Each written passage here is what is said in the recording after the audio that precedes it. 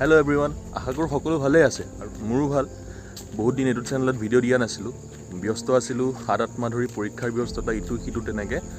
বাট যিহেতু মাহটো হ'ল জুলাই আৰু জুলাই মাহত ইফালে সিফালেতো ঘূৰা হয়েই মোৰ।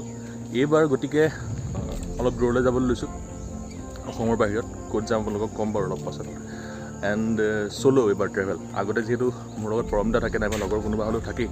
এইবাৰ চ'ল' ট্ৰেভেল জাৰ্ণি দেখাই আছোঁ। বাকী গোটেই জাৰ্ণিটোৰ বিষয়ে অলপ পাছত কৈ আছোঁ। ৰাতিপুৱা 8 বজাত মই এয়াৰপৰ্টলৈ বুলি ওলাই দিলোঁ আৰু মোক এয়াৰপৰ্টত থ'বলৈ গৈছিলে মা, দেউতা, আইতা সকলো। যিহেতু বহুত দিনৰ কাৰণে ঘৰৰ পৰা ওলাই গৈছোঁ, প্ৰায় সপ্তাহ 10 দিন। মোৰ ফ্লাইট আছিল যোৰহাট এয়াৰপৰ্টৰ পৰা, গতিকে বেছি দেৰি নালাগিল, 1 ঘণ্টামানৰ ভিতৰতে এয়াৰপৰ্ট পালোঁগৈ। এতিয়া গোটেই ট্ৰিপটোৰ প্লেনটো কৰি দিছোঁ।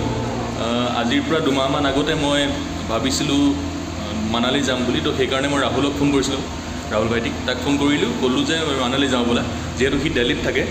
এণ্ড সি ক'লে যে বাই জুলাই সি শ্বিফ্ট হ'ব, গতিকে মানালী যোৱাটো ইমান পচিবল নহয়। আৰু আচলতে ডিচিশ্যনটো ভালো হ'ল, কাৰণ এবাৰ মানালীত অৱস্থা একদমেই বেয়া।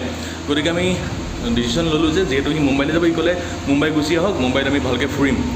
গতিকে মই আজি গৈ আছোঁ মুম্বাই, আৰু তাৰ লগতে ৰিচেণ্টলি আমাৰ 2-3 দিন আগত এটা প্লেন বনিছে। সেই প্লেনটোনো কি, মুম্বাই গৈ লোৱাৰ পাছত আপোনালোকক জনাই আছোঁ। এতিয়া মই আহি পালোঁহি যোৰহাট এয়াৰপৰ্ট। যোৰহাটৰ পৰা মোৰ ফ্লাইট আছে 11:40 টু গুৱাহাটী কানেক্টিং ফ্লাইট আছে 4:25 and I will reach Mumbai at 7:40।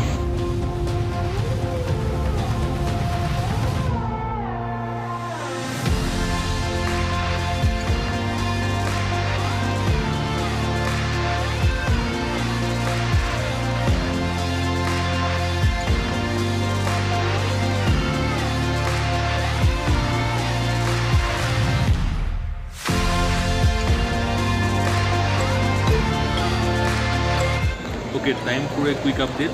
মই গুৱাহাটী পালোঁহি 1মান বজাত। অকণমান লেট আছিলে ফ্লাইটখন, 15-20 মিনিটমান। আৰু আহি লৈ ইয়াতে লাঞ্চ কৰি দিওঁ এয়াৰপৰ্টতে।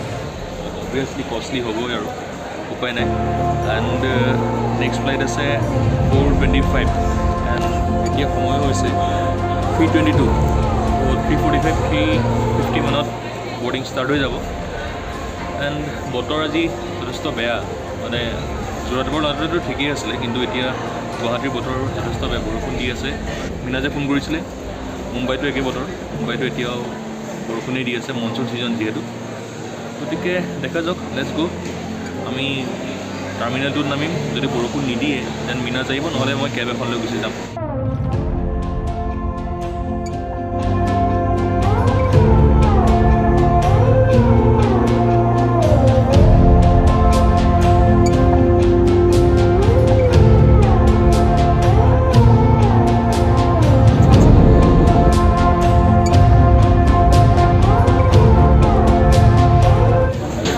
কৰিলোঁ আধা ঘণ্টামান আগত।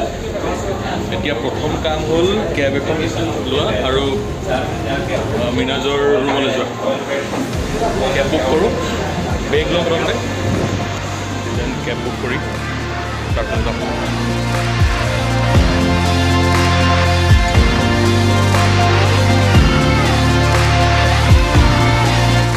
এয়াৰপৰ্টটো বহুত ডাঙৰ, গতিকে বহুতো খোজকাঢ়িব লাগিব, কাৰণ মোৰ লাগেজৰ বেল অলমষ্ট এতিয়ালৈকেতো 500 মিটাৰমান খোজকাঢ়িলে, আৰু কিমান হৈছে নাজানো।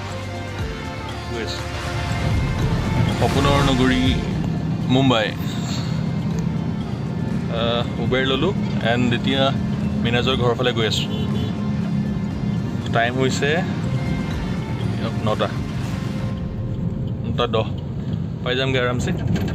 এণ্ড বহুত ভাগৰ লাগিছে আজি, তো গৈ লৈ ৰেষ্ট লৈ মেলি কালিৰ পৰা ভালকৈ আৰু ফুৰিম।